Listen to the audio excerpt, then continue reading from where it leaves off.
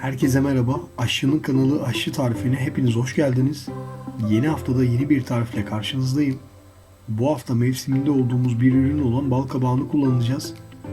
Bal kabağı deyince herkesin aklına bal kabağı tatlısı gelmektedir.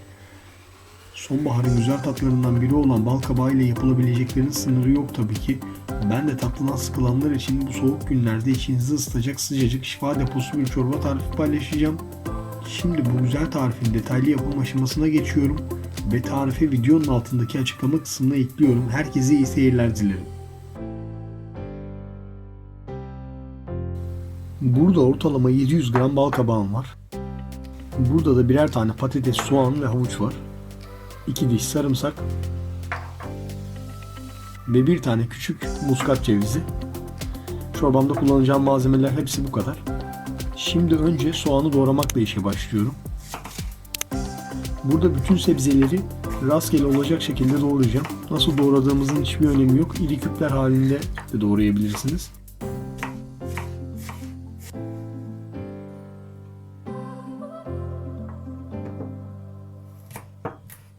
Havuç ve patatesi de soğan gibi doğradıktan sonra ocağa pişirme işlemine geçeceğim. En son patatesimi de doğruyorum.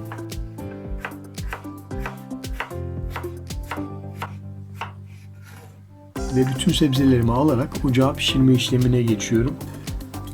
Şimdi tenceremin içerisine biraz sıvı yağ ilave ediyorum. Daha sonra doğradığım soğanlarımı tenceremin içerisine ilave ediyorum. 1-2 dakika çeviriyorum.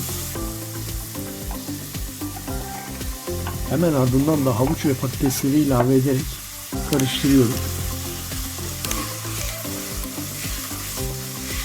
Ve daha sonra ocağın altını kısıyorum. Ve bal kabaklarımı kesmeye geçiyorum. Önce bal kabağımın dışında kalan yeşil sert kabuğu, yani pişmeyecek yerini güzelce keserek tıraşlıyorum.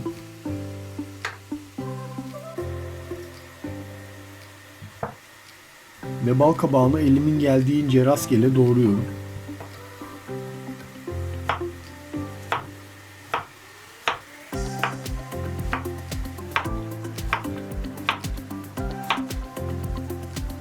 Tenceremin içine doğranmış 2 diş sarımsağı ilave ediyorum. Birkaç tur çevirdikten sonra tenceremin içerisine doğradığım bal kabaklarımı ilave ediyorum.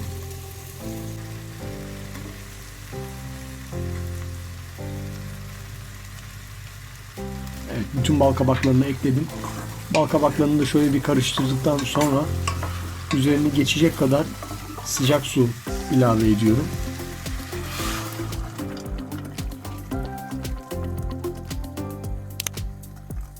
Ve karıştırarak kapağını kapatıp bal kabakları yumuşayana kadar güzelce pişiriyorum. Daha sonra pişen çorbamı kenara alıp el blenderı ile pürüzsüz bir kıvama gelinceye kadar güzelce çekiyorum.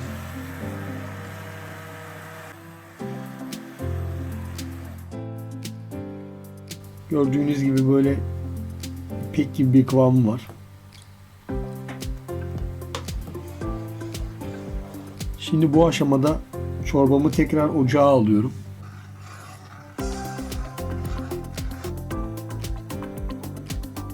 Ocağa aldığım çorbanın içerisine muskat cevizi rendeliyorum.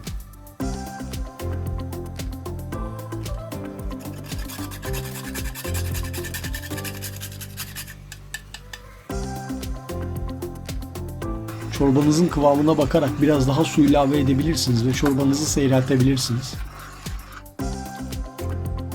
En son bu aşamada bir bardak süt ilave ediyorum ben.